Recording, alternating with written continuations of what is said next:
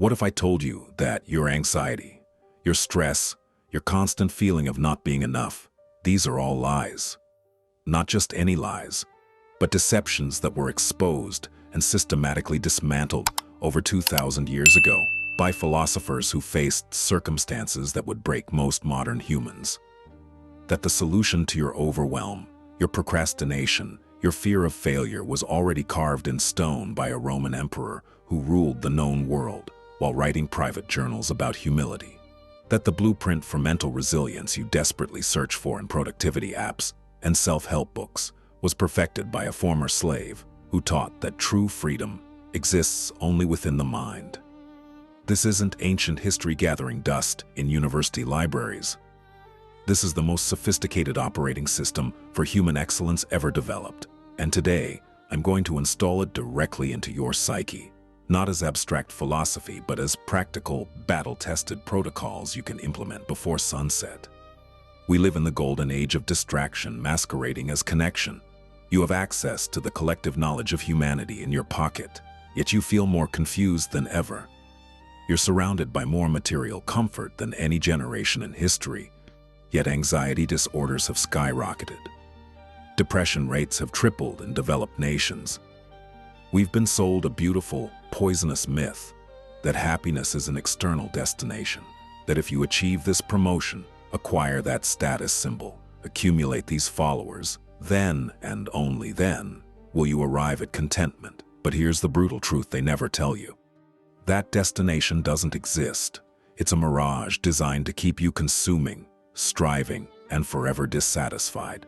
The advertising industry, social media algorithms, and even well-meaning motivational speakers all profit from your perpetual sense of lack.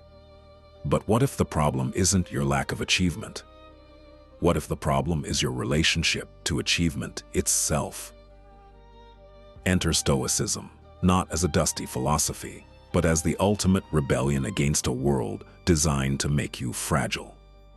Stoicism begins with what the philosopher Epictetus called the dichotomy of control, and this single distinction contains more practical power than 1,000 self-help books combined. Everything in existence, every event, circumstance, thought, and outcome falls into one of two categories: what is within your control and what is not. Your opinions, within your control. Your values, within your control. Your desires and aversions, within your control. Your effort and intention, absolutely within your control. But other people's opinions, it's entirely outside your control. The past, unchangeable. The future, uncertain. Economic fluctuations, traffic jams, weather patterns, other people's actions, global pandemics, all beyond the sphere of your direct command. The modern human tragedy is that we spend approximately 90% of our mental and emotional energy trying to control the uncontrollable. We agonize over what others think of us. We replay past mistakes on a loop. We anxiously attempt to predict and manipulate future outcomes. No wonder we're exhausted. The Stoic makes a radical pivot. Withdraw all investment from external arenas and redirect that colossal energy inward. Build an inner citadel so fortified that external circumstances cannot breach its walls. This isn't passivity. This is the most active stance imaginable, taking complete sovereignty over the only territory you truly own, your mind. Marcus Aurelius, Emperor of Rome, faced barbarian invasions, political betrayals, plague, and personal loss. His private journal, never intended for publication, contains this explosive insight. The obstacle is the way, not despite the obstacle, not overcoming the obstacle, but precisely through the obstacle. Your failed business venture, that's not failure. That's invaluable market data carved into your experience. Your heartbreak, that's not abandonment. That's liberation. Making space for connections aligned with your authentic self. A health diagnosis, that's not a death sentence. That's the universe delivering the ultimate deadline to live with intention. Every single thing you perceive as opposition contains the exact energy and information needed for your evolution, if you have the courage to stop fighting it and start engaging with it. The modern world trains you to avoid discomfort at all costs. Stoicism trains you to lean into discomfort until it becomes your greatest teacher. This is why Nelson Mandela could spend 27 years in prison and emerge without bitterness. This is why James Stockdale could endure 7 years of torture as a POW and credit Stoicism for his survival. They weren't superhuman. They were practitioners of a technology that transforms poison into medicine. Let's break down the 3 core disciplines of Stoic practice, starting with the most fundamental, perception. Before you react to any event, there is a space, sometimes milliseconds, sometimes minutes, where you assign meaning to what's happening. Your boss criticizes your work. The default perception, I'm inadequate, I might get fired, everyone will think I'm incompetent. The Stoic perception, this feedback contains information about my boss's expectations and possibly about areas I can improve. My worth as a human being remains unchanged regardless of this person's opinion. You don't control the criticism. You absolutely control the narrative you build around it. Your perception is the brush, and reality is the canvas. Most people use a child's crayon. The Stoic uses a master artist's tools. The second discipline is action. Seneca, the wealthy playwright and advisor to Emperor Nero, wrote, "We suffer more in imagination than in reality." Your mind is a catastrophe generator, creating horror films of possible futures. The Stoic acknowledges these visions, then takes virtuous action anyway. Not random action, not reactive action, but action aligned with wisdom, courage, justice, and temperance, the 4 Stoic virtues. When you're paralyzed by the fear of starting a business, action might mean researching your first potential client instead of planning your entire decade-long empire. When you're heartbroken, action might mean writing one honest journal entry instead of demanding closure from someone who can't give it. Action is the antidote to anxiety. The third discipline is will, summarized in the powerful Stoic mantra, Amor Fati. Love your fate, not tolerate it, not accept it grudgingly. Love it with the fierce passion of an artist for their medium. Everything that has happened in your life, every good and bad event, has conspired to create the exact raw materials you need to become who you're meant to be. The job rejection that led you to a better path. The betrayal that taught you discernment. The loss that taught you gratitude for what remains. Your will is your ability to align completely with reality, as it is, not as you wish it to be. This alignment isn't resignation. It's the source of unimaginable power. Now let's translate this into your tomorrow morning. I'm giving you a 13-minute Stoic ritual that will transform your days more than any productivity hack. First, 5 minutes of negative visualization. As you wake, before checking your phone, imagine losing everything you value. Your health deteriorates. Your loved ones are gone. Your career vanishes. This sounds morbid, but its effect is revolutionary. By voluntarily confronting loss in your imagination, you accomplish 2 things. You inoculate yourself against the shock of actual misfortune, and you generate profound gratitude for what you currently have. You're not practicing pessimism, you're engineering appreciation. Second, 3 minutes of intentional setting. Ask yourself, what is within my complete control today? Your attitude, your effort, your integrity. What is outside my control?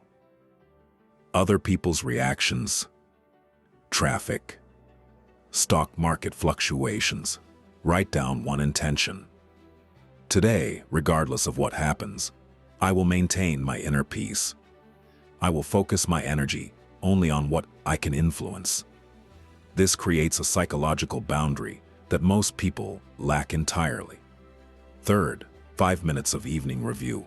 Before sleep, ask, where today did I follow my principles? Where did I let external events disturb my peace? What could I do better tomorrow? No self-flagellation, just calm observation. These 13 minutes are more powerful than hours of meditation because they're targeted cognitive restructuring. You're literally rewiring your brain's response to challenge. Consider the science that now validates what Stoics knew intuitively. Neuroplasticity, your brain's ability to reorganize itself, is activated precisely by the kind of deliberate practice Stoicism prescribes. When you pause before reacting, you strengthen the connection between your prefrontal cortex, the rational decision maker, and your amygdala, the fear center. Functional MRI scans show that long-term meditators, and Stoic practice is a form of meditation, have thicker prefrontal cortices and more regulated amygdala responses. You're not just thinking differently, you're altering your brain's physical architecture. Furthermore, research on cognitive behavioral therapy, CBT, the gold standard in psychological treatment, openly acknowledges its debt to Stoic philosophy. The core CBT technique of identifying and challenging irrational thoughts comes directly from Epictetus's statement. Men are disturbed not by things, but by the views which they take of them. You're not adopting ancient wisdom, you're applying the most empirically supported psychological framework in existence, just in its original, undiluted form. Let me tell you about Maya, a graphic designer in Seattle. When the pandemic hit, her main clients evaporated. The default response: panic, depression, scrolling through job boards and anxiety. Maya instead applied the dichotomy of control.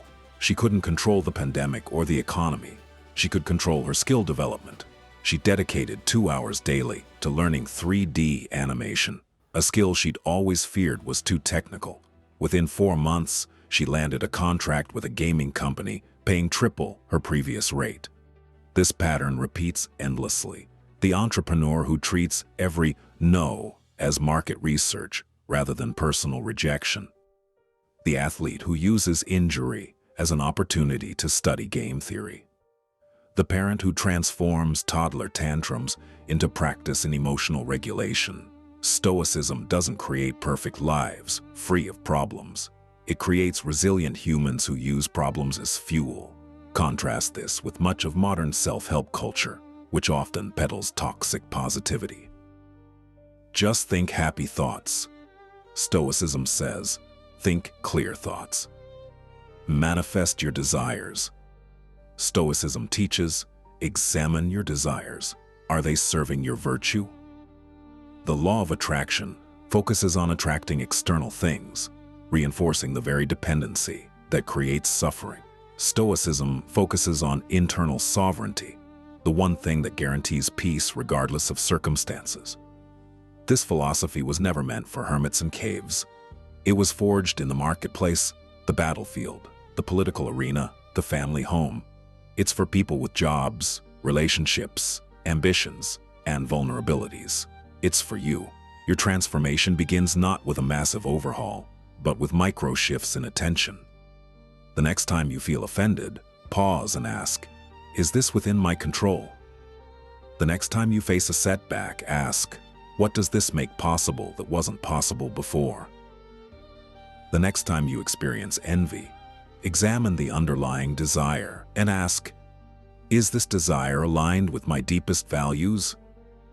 These questions are mental muscles. At first, they feel weak. With consistent repetition, they become your default setting. You'll start to notice a space opening up between stimulus and response, a space where your freedom lives. In that space, you'll find choices you never knew you had. We stand at a critical juncture in human history.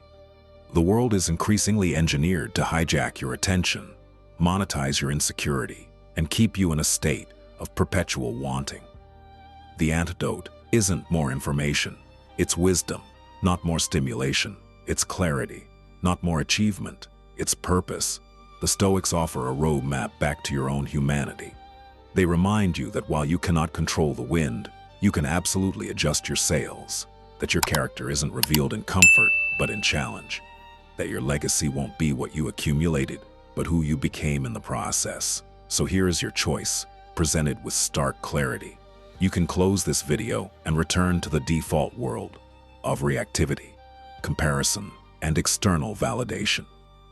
Or you can begin the most important project of your existence, the deliberate construction of an unbreakable mind. This isn't about becoming emotionless. It's about becoming sovereign over your emotions. It's not about avoiding pain. It's about using pain as a catalyst for growth. It's not about having all the answers. It's about being at peace with the questions. If you're ready to join the quiet ranks of modern Stoics, the designers, engineers, artists, parents, and leaders who transform obstacles into advantages, then take these 3 deliberate actions right now. First, hit subscribe. Every week we dissect another Stoic practice, translating ancient texts into modern protocols. Second, ring the notification bell. You'll get immediate access to new mental tools as they're released. Third, and most importantly, comment Amor Fati below. This does 2 things. It publicly commits you to this path, and it connects you with a community of practitioners, not spectators. We learn best in cohorts, and your journey will accelerate alongside others walking the same path. Remember the words of Marcus Aurelius, written in his tent while campaigning against Germanic tribes, far from home, under immense pressure. You have power over your mind, not outside events. Realize this, and you will find strength. That strength isn't found in avoiding life's battles. It's found in embracing them as the very arena where your character is forged. The world doesn't need more critics hiding in comment sections. It needs more creators. It doesn't need more victims of circumstance. It needs more architects of destiny. You have that capacity within you right now. The philosophers are gone, their wisdom remains. But wisdom only matters when it becomes action. Your action, starting today, starting now. I'll see you in the arena.